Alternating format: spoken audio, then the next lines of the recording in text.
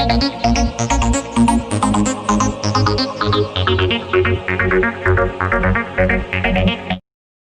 Morning दोस्तों, आपका स्वागत है आपके अपने YouTube चैनल YT प्रेपर पे। तो चलिए स्टार्ट करते हैं आज का क्लास, आज का टॉपिक और आज का सेशन। तो आज का टॉपिक होगा हमारा उपराष्ट्रपति। हम लोग आज उपराष्ट्रपति के बारे में जानेंगे। राष्ट्रपति के बारे में पिछले क्लास में हम लोग पढ़ चुके हैं। जो लोग नहीं पढ़े हैं वो पिछला वीडियो देख लें, फिर राष्ट्रपति पढ़ें। अगर आप उपराष्ट्रपति डायरेक्ट पढ़िएगा तो बहुत कुछ समझ में नहीं आएगा, और अगर आप वही राष्ट्रपति देख के उपराष्ट्रपति पढ़ेंगे तो हर चीज समझ में आएगा, क्योंकि सिमिलरिटी है दोनों के टॉपिक में। दोनों चीज में सिमिलरिटी है, सेम जैसा है, जैसा राष्ट्रपति है वैसा ही उपराष्ट्रपति है।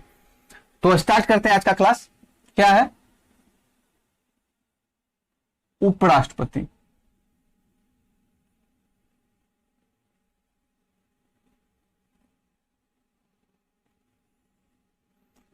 आज का टॉपिक क्या होगा हमारा? उपराष्ट्रपति। हम लोग उपराष्ट्रपति के बारे में जानेंगे कि उपराष्ट्रपति कहां से लिया गया है, कितने आर्टिकल के तहत है। तो सबसे पहले जान लेते हैं कि उपराष्ट्रपति को हम लोग कहां से लिए हैं। उपराष्ट्रपति का पद हम लोग यूएसए से लिए। कहां से लिए हैं? यूएसए से लिए हैं। हमारे संविधान में आर्टिकल कितने के तहत उपराष्ट्रपति का पद का जिक्र है? तो अनुच्छेद 63 के तहत उपराष्ट्रपति के पद का जिक्र है। उसके बाद आगे देखते हैं कि उपराष्ट्रपति का पद जो है बहुत बड़ा पद होता है, ठीक है, और इस पद पे रहते हुए उनका कोई कार्य नहीं होता जब तक राष्ट्रपति महोदय पद पे होते हैं। जब तक राष्ट्रपति महोदय पद पे होते हैं तो उनका कोई कार्य नहीं होता है। तो इसको देखते हुए उनको एक कार्य नियुक्त किया गया है जो है राज्यसभा के सभापति। राज्यसभा के क्या? सभापति। ये जो कार्य उनको दिया गया है, राज्यसभा के सभापति जो बनाया गया है, वो कितने आर्टिकल के तहत आता है? तो वो 64 के तहत आता है। अनुच्छेद 64 के साथ क्या आता है? राज्यसभा के सभापति।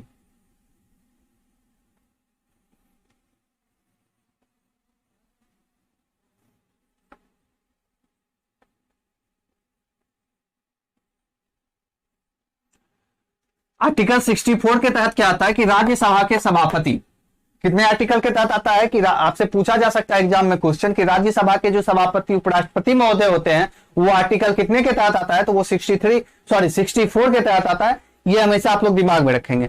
उसके बाद क्या होता है कि मतलब जब राष्ट्रपति महोदय किसी कारणवश अपने पद पे नहीं होते, या तो उनका आकस्मिक मृत्यु हो गया हो, या तो वो किसी बीमार हो, या फिर किसी कारणवश वो त्यागपत्र दे दिए हो, तो उस समय जब राष्ट्रपति का पद खाली होता है तो उस पद पे किसी को भेजा जाता है, किसी को दिया जाता है। तो वो राष्ट्रपति का पद जब खाली होते हैं तो उपराष्ट्रपति राष्ट्रपति के पद पे आते हैं। तो उस समय राज्यसभा के सभापति वो नहीं रहते हैं, वो सिर्फ और सिर्फ राष्ट्रपति रहते हैं। तो राज्यसभा के जब सभापति नहीं राष्ट्रपति रहते हैं तो राष्ट्रपति के जब उपराष्ट्रपति बनते हैं तो वो कितने आर्टिकल के तहत है? तो आर्टिकल 70 के तहत है।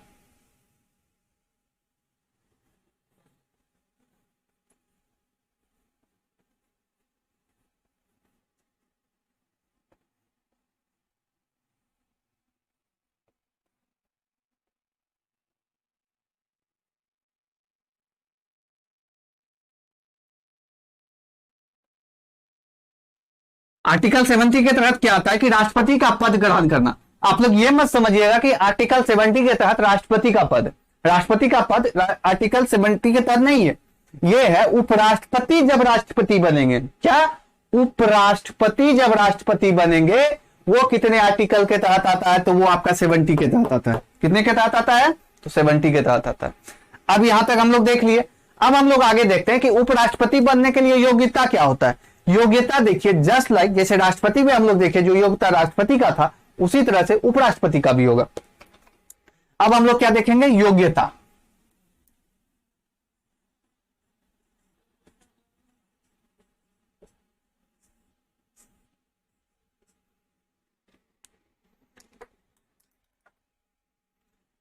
सबसे पहले भारत का नागरिक हो। क्या हो? भारत का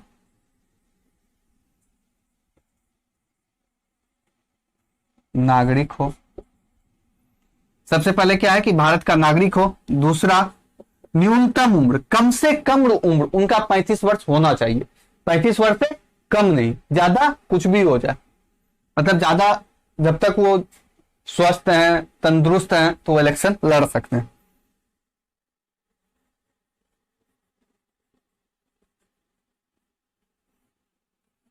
न्यूनतम उम्र, और यही समय सीमा आपका राष्ट्रपति के लिए भी। तो आपको पहले ही बता चुके हैं कि काफी सिमिलरिटी है दोनों में। उसके बाद अंतर देखिए यहीं पे है। अंतर क्या है?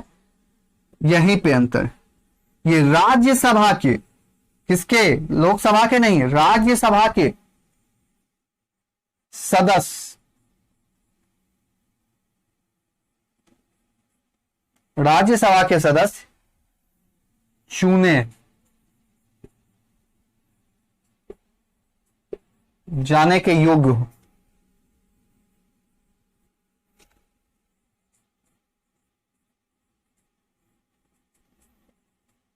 राज्यसभा के सदस्य चुने जाने के योग्य हो, लेकिन राष्ट्रपति में क्या था? लोकसभा के सदस्य चुने जाने के योग्य उनकी क्वालिफिकेशन होना चाहिए, तभी वो राष्ट्रपति के लिए इलेक्शन लड़ सकते थे। लेकिन यहां पे सीधा उल्टा है। क्या है यहां पे अंतर? यही है कि ये राज्यसभा के नहीं, सॉरी लोकसभा के नहीं, ये राज्यसभा के सदस्य चुने जाने की इनमें योग्यता होना चाहिए, तभी ये राष्ट्रपति चुनाव के लिए इलेक्शन लड़ सकते हैं। ठीक है,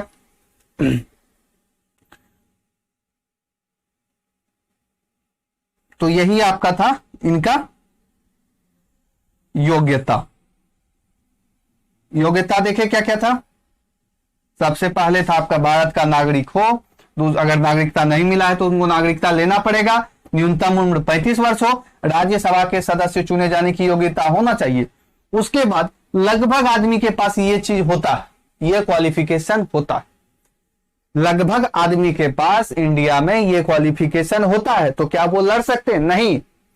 20 अनुमोदक और 20 प्रस्तावक का होना अनिवार्य है। कितना? 20 अनुमोदक,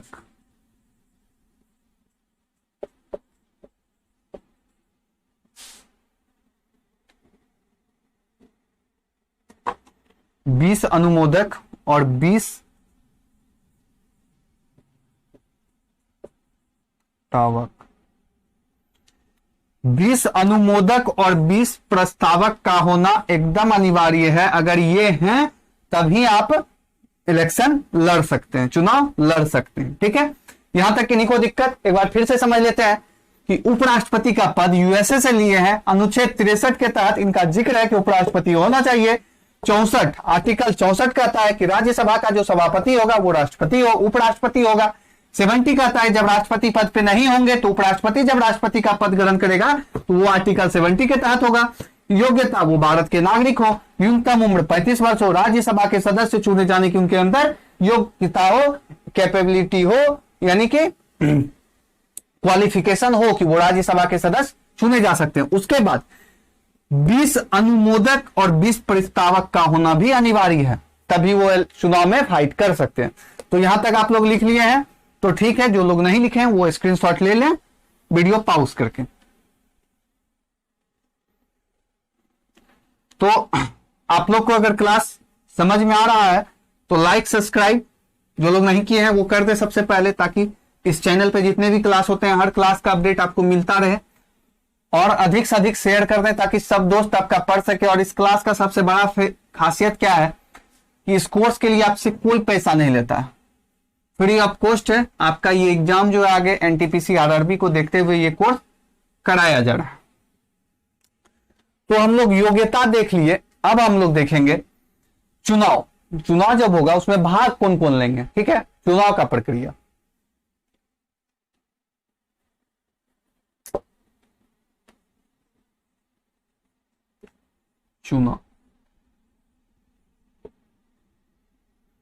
चुनाव आपको पता ही होगा कि उपराष्ट्रपति का भी राष्ट्रपति का अप्रत्यक्ष होता है, तो आपको पहले ही बता चुके हैं उपराष्ट्रपति का सिमिलरिटी है किससे? राष्ट्रपति से।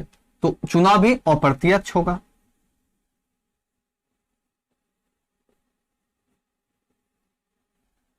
अप्रत्यक्ष होगा। उसके बाद जब चुनाव प्रत्यक्ष होगा तो इस चुनाव में कौन कौन से लोग वोटिंग कर सकते हैं, मतदान कर सकते हैं। तो इसके लिए थोड़ा सा उससे हटके क्या है कि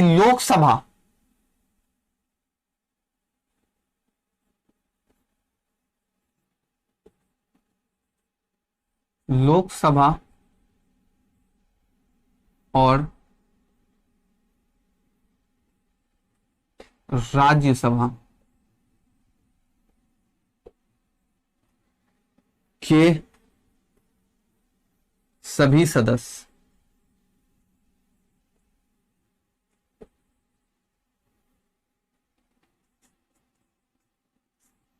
लोकसभा और राज्यसभा के सभी सदस्य, उसमें क्या था, लोकसभा और राज्यसभा के सिर्फ इलेक्टेड मेंबर, नॉमिनेट नहीं, लेकिन इनमें क्या है, नॉमिनेट भी भाग ले सकते हैं, 2 लोकसभा में 12 राज्यसभा में।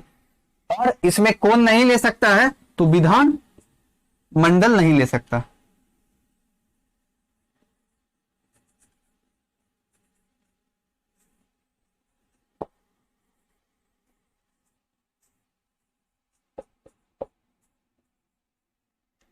विधानमंडल भाग नहीं लेंगे।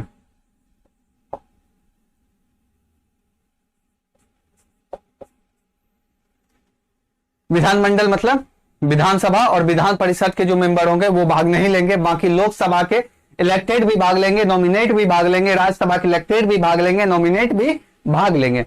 किसमें, उपराष्ट्रपति के चुनाव में। ठीक है, यहां तक चुनाव तक आप समझ गए। अब हम लोग आगे देखते हैं। चुनाव हो गया तो शपथ ग्रहण भी होगा, चुनाव हो गया तो शपथ ग्रहण भी होगा। चुनाव में एक चीज और आप लोग समझ जाइए, राज्य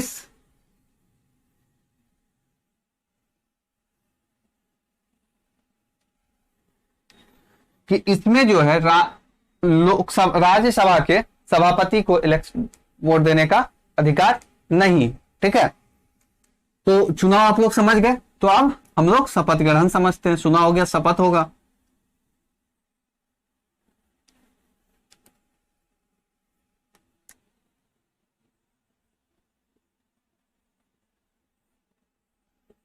शपथ ग्रहण ये जो है आपका राष्ट्रपति महोदय दिलाएंगे। कौन दिलाएंगे,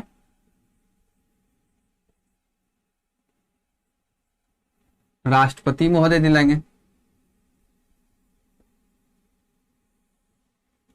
उपराष्ट्रपति को शपथ ग्रहण कौन दिलाते हैं, राष्ट्रपति महोदय दिलाते हैं।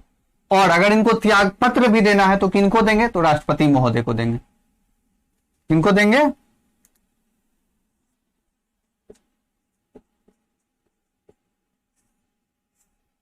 त्याग पत्र। ये भी आप ये राष्ट्रपति महोदय को ही देंगे। त्याग पत्र किनको देंगे, तो राष्ट्रपति महोदय को देंगे। एक सेकंड आप लोग तब तक लिख लीजिए जो लिख रहे हैं।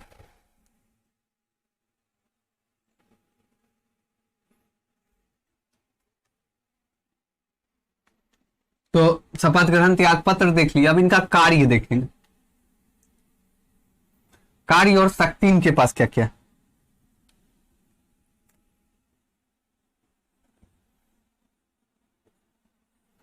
कार्य और शक्ति इनके पास क्या क्या है ये देखेंगे। सबसे पहले तो इनके पास उपराष्ट्रपति के रूप में कोई कार्य नहीं होता है। उपराष्ट्रपति के रूप में इनके पास कोई कार्य ही नहीं होता है, क्योंकि राष्ट्रपति महोदय विराजमान होते हैं तो उनके पद पे ये जा नहीं सकते, और उपराष्ट्रपति के लिए कोई कार्य उस टाइप का था नहीं। तो इनके लिए कार्य बनाया गया कि ये उपराष्ट्रपति महोदय बैठ के क्या करेंगे इतने बड़े पद पे। तो इनके लिए कार्य बनाया गया, वो क्या था, राज्यसभा के सभापति नियुक्त किया गया इनको। राज्यसभा के सभापति बनाया गया इनको।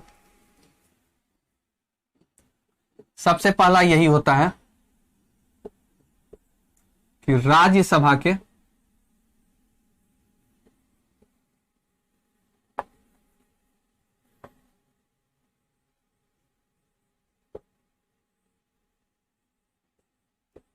सभापति, राज्यसभा के सभापति। दूसरा, राष्ट्रपति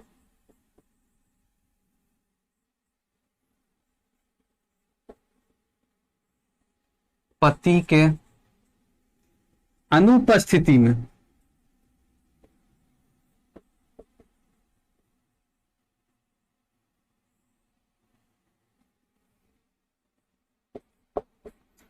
किसके अनुपस्थिति में, राष्ट्रपति के अनुपस्थिति में राष्ट्रपति का पद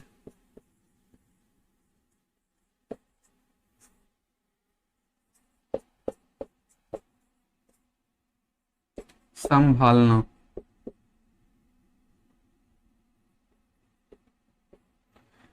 राष्ट्रपति महोदय की अनुपस्थिति में राष्ट्रपति का जो पद है वो कौन संभालते हैं? उपराष्ट्रपति। इसमें सबसे इंपॉर्टेंट चीज जो है, आपसे ये नहीं पूछेगा, आपसे क्या पूछेगा? आर्टिकल पूछ देगा कि राष्ट्रपति जो राज्यसभा के सभापति होते हैं वो आर्टिकल कितने के तहत होते हैं। तो आपको हमेशा याद रखना है कि ये 64 के तहत होते हैं, और जब ये राष्ट्रपति की अनुपस्थिति में राष्ट्रपति का पद संभालते हैं तो ये कितने आर्टिकल के तहत संभालते हैं? तो ये आपका 70 होता है। ठीक है, इसको एकदम रट जाइए, घोर के पी जाइए, जैसे करना है जिस तरह से याद रखना है रख लीजिए। यही एग्जाम में आपसे पूछेगा कि राज्यसभा के सभापति आर्टिकल कितने के तहत होते हैं, तो वो 64 होगा। और ये आपका उपराष्ट्रपति राष्ट्रपति के पद पे कितने आर्टिकल के तहत बैठते हैं? तो 70 के तहत बैठते हैं। ठीक है, कहीं किन्हीं को दिक्कत? अगर दिक्कत नहीं तो आप लोग लाइक बटन दबा दें ताकि हम समझेंगे आप लोग को क्लास समझ में आ रहा है। और दोस्तों बिल्कुल मॉडरेशन लेके आपको पढ़ाई करने का कोई आवश्यकता नहीं। अगर मॉडरेशन हो रहा है, टेंशन हो रहा है, क्लास समझ में नहीं आ रहा है, वहीं पे तुरंत वीडियो पॉज कीजिए, और 2 मिनट जाइए, फ्रेश हो जाइए, घूम फिर लीजिए, फिर आइए और फिर वहीं से पढ़ाई स्टार्ट कीजिए।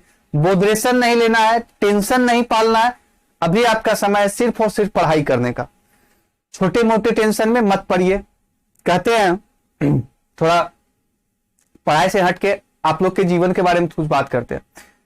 हम लोग बाहर आते हैं क्या करने के लिए? जीवन बनाने के लिए। और हम लोग क्या करने लगते हैं? जीवन साथी बनाने लग जाते हैं। क्या करने लग जाते हैं? जीवन साथी बनाने लग जाते हैं, जो कि यही हमारे असफलता का सबसे बड़ा जो कह सकते हैं कारण है। यही कारण है, क्योंकि जो समय हमारा जीवन बनाने का है उस समय हम लोग क्या करने लगते हैं? जीवन साथी बनाने लगते हैं, जिससे कि हम लोग भटक जाते हैं अपने रास्ते से और वो समय बर्बाद हो जाता है। समय एक ऐसा पूंजी है, आप पैसा बर्बाद कर दीजिए, आपको दुख नहीं होगा उतना, मतलब दुख तो होगा लेकिन उतना घाटा नहीं होगा, नुकसान नहीं होगा जितना आप समय बर्बाद करके आपको नुकसान हो रहा है।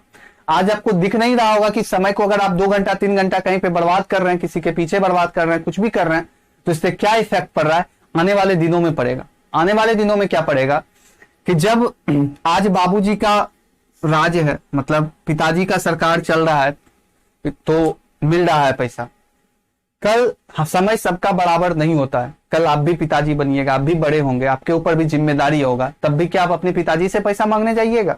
सोचिए उस समय पैसा कहां से आएगा? आज के जमाने में जो खर्च है कहां से आप उठा पाइएगा? आज आप बाबू हैं, सोना है, बहुत कुछ है, तो दिल पे नहीं लीजिएगा। हम हकीकत से रूबरू करा रहे हैं। आदमी को समझ में आता है, समझ में तो आना है, लेकिन 3 स्टेज पे समझ में आता है। कब? एक तो किसी इंसान को समय से पहले कोई बात समझ में आ जाता है, दूसरा किसी को समय के साथ समझ में आता है, तीसरा किसी को समय बीत जाने के बाद समझ में आता है। लेकिन समझ में जरूर आता है, ये बात तो फैक्ट है कि समझ में आएगा। ये मत समझिएगा कि समझ में नहीं आएगा, समझ में आएगा। और उस समय के बाद अगर समझ में आएगा ना दोस्तों, बहुत तकलीफ होगा। इस बात को याद कर लीजिए। इसलिए सबसे पहला कार्य आपका जो है, जो काम है अभी आपका, अगर आज आप नौकरी करते, सपोज डेट मान लेते हैं कि आज अगर आप नौकरी कर रहे होते हैं, तो क्या सुबह उठ के आप क्या करते? सबसे पहले ऑफिस जाते, या आप कहीं बात करने लग जाते, ताश खेलने लग जाते, किसी के साथ शॉपिंग पे चले जाते, डेट पे चले जाते, मूवी पे चले जाते? क्या करते? अगर आप मूवी सेट पे जाते, ऑफिस नहीं जाते, तो ऑफिस से आपको हटा दिया जाता, आप उस कार्य के काबिल ही नहीं होते। तो उसी तरह से समझिए कि आपका ये फर्ज है, ड्यूटी है, कर्तव्य है कि सबसे पहले मेरा कर्तव्य है पढ़ाई। आप पढ़ाई पूरा कर लीजिए, फिर उसके बाद आपको जो करना है दिल खोल के कीजिए, ना कोई बोलेगा, ना कोई रोकेगा, ना कोई टोकेगा। ठीक है, पहले सक्सेस कर जाइए, पढ़ाई कर लीजिए अच्छे से, फिर देखिए जिंदगी जीने का मजा ही कुछ और होगा। तो चलिए कोई बात नहीं, कुछ ज्यादा ही हो गया तो, लेकिन ये भी जानना जरूरी है कि आज हम लोग देखते हैं कि जहां भी आप लोग पढ़ने जाते होंगे या पढ़ते होंगे, सिर्फ और सिर्फ पढ़ा दिया, वो चला गया, बच्चे से कोई मतलब नहीं होता है, आपसे उनको कोई अटैचमेंट नहीं होता है। फिर क्या होता है? दिक्कत होने लगता है। जब तक आपसे अटैचमेंट नहीं होगा तो पढ़ाई का मतलब सिर्फ और सिर्फ किताबी ज्ञान नहीं होता है, कुछ नैतिकता भी होना चाहिए। पढ़ने का क्या मतलब होता है? नैतिकता। जिस दिन आपके अंदर नैतिकता आ गया उस दिन आप शिक्षित व्यक्ति हो गए। जिस दिन आपके अंदर नैतिकता आ गया उस दिन आप क्या हो गए? शिक्षित व्यक्ति। नैतिकता नहीं तो आप शिक्षित हैं ही नहीं, मूर्ख भी है ना। अगर आपको उतना नॉलेज, मूर्ख तो नहीं कह सकते, अगर आपको कम भी नॉलेज है, अगर आपके अंदर नैतिकता है तो आप एक शिक्षित व्यक्ति हैं। आपके पास बहुत नॉलेज है, आप नैतिकता नहीं है आपके अंदर, तो आप उस पढ़ाई का कोई फायदा नहीं जिसने आपको नैतिकता ही ना सिखाया हो। तो ठीक है दोस्तों, हमको उम्मीद है कि आप लोग को ये बात जो समझ में आई होगी और आप लोग आगे से फॉलो भी करेंगे। देखिए कोई भी चीज धीरे धीरे होता है, अचानक आप चाहिएगा तो नहीं होगा, धीरे धीरे आदत बनाइए और बन जाएगा। तो कार्य हम लोग देख लिए।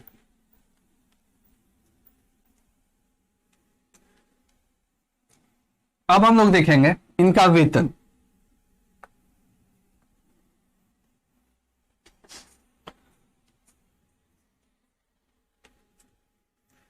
और उपराष्ट्रपति का जो पद छोड़ने का प्रक्रिया होता है, या तो वो त्याग पत्र दे दे राष्ट्रपति महोदय को, दूसरा होता है कि एक महाभियोग जैसा ही प्रक्रिया चलाया जाता है, जिसके तहत महाभियोग नहीं कर सकते हैं, उसको महाभियोग का नाम नहीं दे सकते हैं, उस तरीके का एक प्रक्रिया चलाया जाता है जिसके तहत उनको पद छोड़ना पड़ता है। तो अब हम लोग देखेंगे इनका वेतन कितना है। क्या वेतन,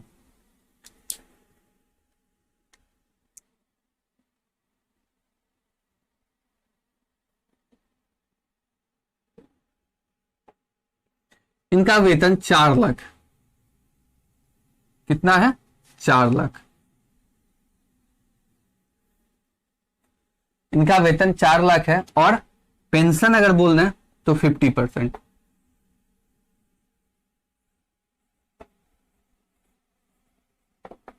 पेंशन कितना? 50%। पेंशन कितना होता है? 50% होता है। और वेतन कितना होता है? 4 लाख होता है। और कार्य समझ ही गए। सबसे इंपॉर्टेंट जो इसका होता है, बस वही आर्टिकल आपको याद रखना है कि कौन से आर्टिकल के तहत क्या क्या कार्य होता है। ठीक है, तो उपराष्ट्रपति दोस्तों इतना ही था exam point of view railway से। और हम लोग आगे देखेंगे, जब आगे पढ़ेंगे क्या क्या है। अब आगे हम लोग का टॉपिक होगा प्रधानमंत्री पढ़ेंगे, फिर हम लोग मुख्यमंत्री पढ़ेंगे, फिर राज्यपाल पढ़ेंगे। तो इस तरह से हम लोग आगे पढ़ेंगे। अभी तक जितना क्लास हो गया आप लोग रिवाइजिंग भी बीच बीच में करते रहिए। और जो लोग नहीं पढ़े हैं, जो लोग नए हैं, वो लोग क्लास से जुड़िए और इस क्लास का आनंद लीजिए, इस क्लास का फायदा उठाइए। इस क्लास का सबसे बड़ा फायदा है कि आपसे एग्जाम के लिए कोई पैसा नहीं ले रहा है, कोई फीस नहीं है। आप लोग सिर्फ आके अपना समय दीजिए और अच्छा करके जाइए। ठीक है, तो आज के लिए यहीं तक। जय हिंद दोस्तों, अगले क्लास में मिलते हैं।